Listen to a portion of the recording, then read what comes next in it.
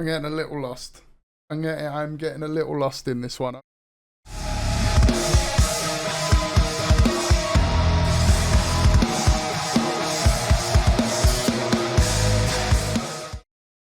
Welcome back, Sleep Token fans, and here we are. We're on the penultimate stop on the This Place Will Become Your Tomb journey. And if I'm completely honest with you, I'm recording this straight off the back of Telomeres, and I'm still on a little bit of a hype thing for that song, and I think that might be the longest reaction I've done yet. So I'm not sorry about that, but yeah. So I'm still. I'm literally straight off that song, and I'm still kind of on the musical high I experienced from it. So, but here we are with the penultimate stop on the journey. We're at high water. Oh, sorry, not on the full journey. On this album. Yeah, we're here with high water. I'm kind of prepared to be punched in the gut, because I'm on these albums are a bit of an emotional roller coaster, and you can tell I'm still a bit hyped from the previous song, and this one is. I'm curious whether it's going to continue the hype or just give me a smack in the mouth, but we'll find out, ladies and gents. This is High Water. All the time being, I will still avoid my own questions, and we both bury that history deep. But you know, I can hold my breath forever.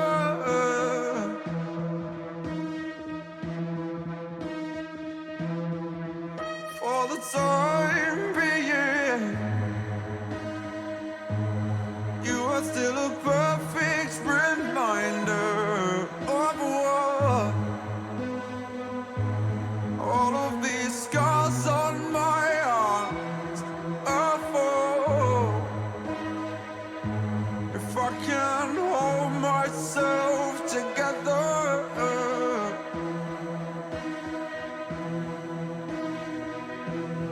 and I show myself on sacred paper, waiting on some holy favor, asking in the solace of regret.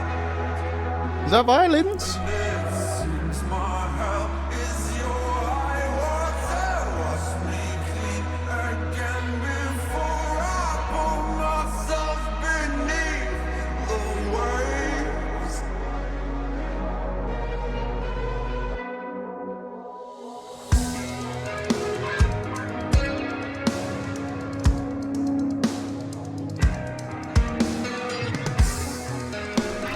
Right. I'm going to back it up to not as far. I'm going to go about halfway, because I love that once again it starts out stripped back, starts to bring in two, and we're going to see where this one. I think this is going to be another Minecraft song with many layers, or an onion. Should we call it an onion song in honor of Shrek? Anyway, right, let's carry on. For the time being, you are still a perfect reminder of what all of these scars on my arms are for. If I can hold myself together,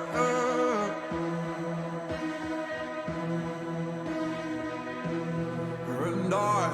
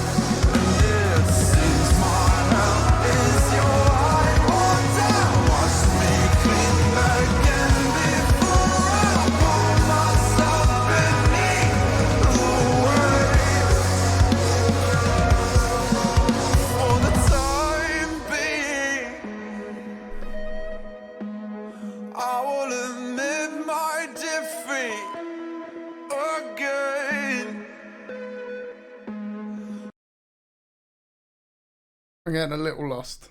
I'm getting a little lost in this one. I think it's plain to see that I'm enjoying this one quite a bit because I'm getting lost in it a little bit.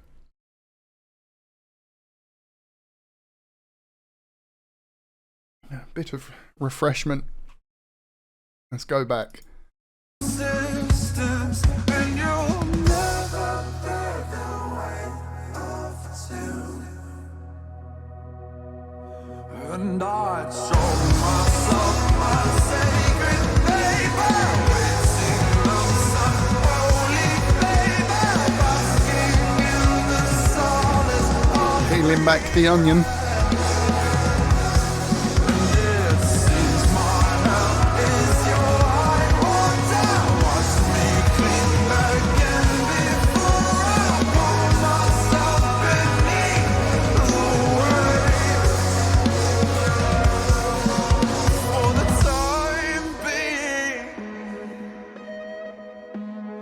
I will admit my defeat again.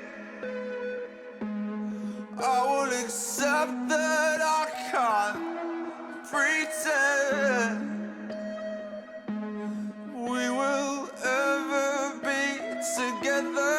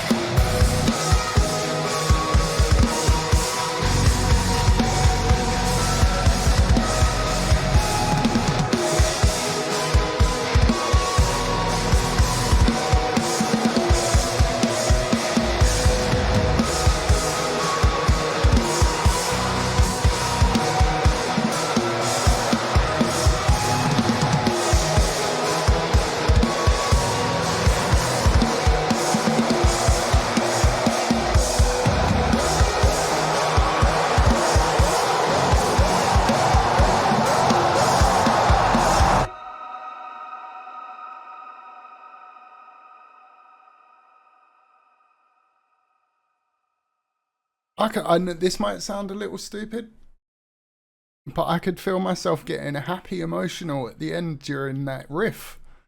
And I don't know why. Like it was just a tickle. It was just a tickle, but I could feel it. Maybe it's because I don't even know. But it's funny. 5 years ago, if I'd have showed this to like half of the people I know, it would have been like that scene in Back to the Future. I'm gonna leave a like quickly.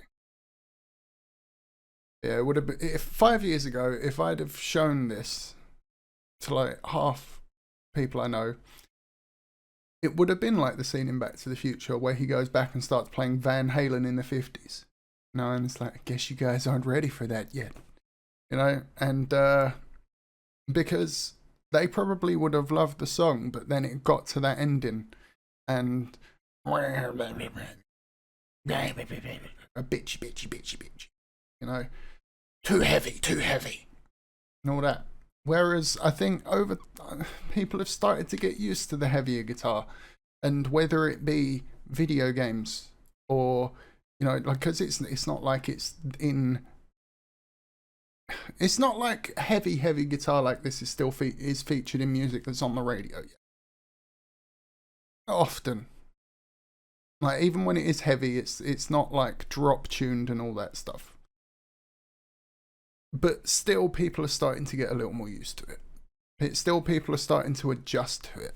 You know, it's like how, you know, ripping guitar solos in the 80s, everyone was like, wah! And then 10 years later they're part of pop songs and everything, and that's where the grunge movement is literal, or the 70s, sorry, the 70s guitar solos, you know, and people didn't like it.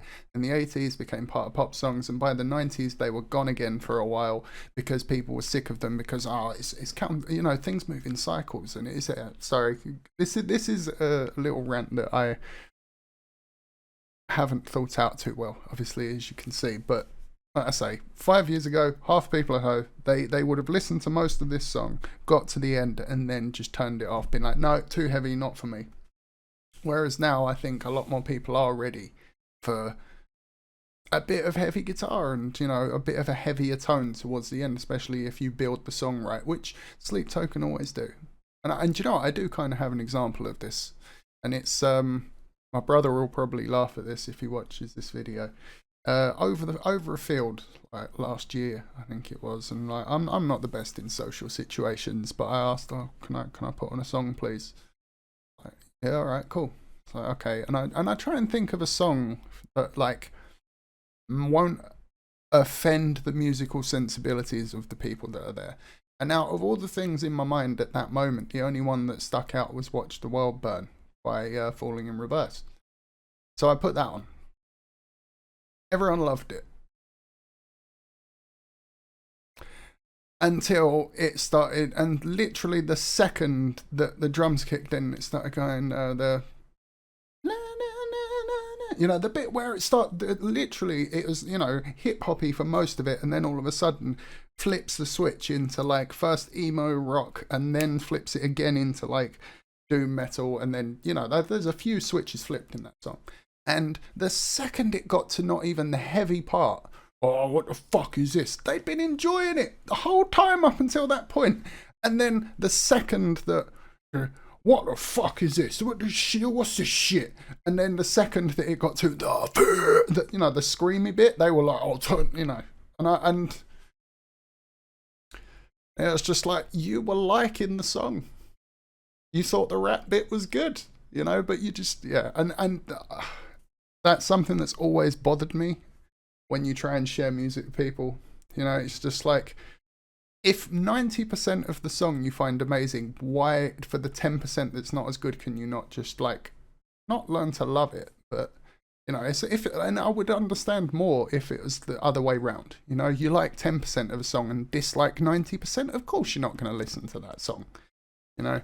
But it's just like open-mindedness, you know, and that's something that seems to be very common between Sleep Token fans, is that they are open-minded, you know, like all of the comments in these videos have been from people of different musical backgrounds saying that I found Sleep Token and I love them, you know, and it's just, it's amazing. It's great to see. It's like the musical, it's the community, it's the sense of community within music that I used to absolutely love when I was a part of a musical community.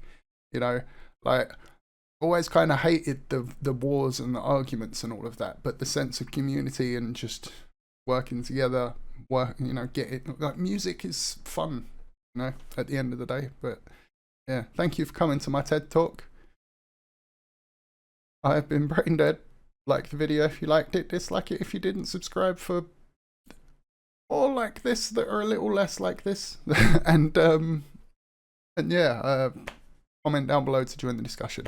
I'll catch you in the next one, ladies and gents. Thank you very much.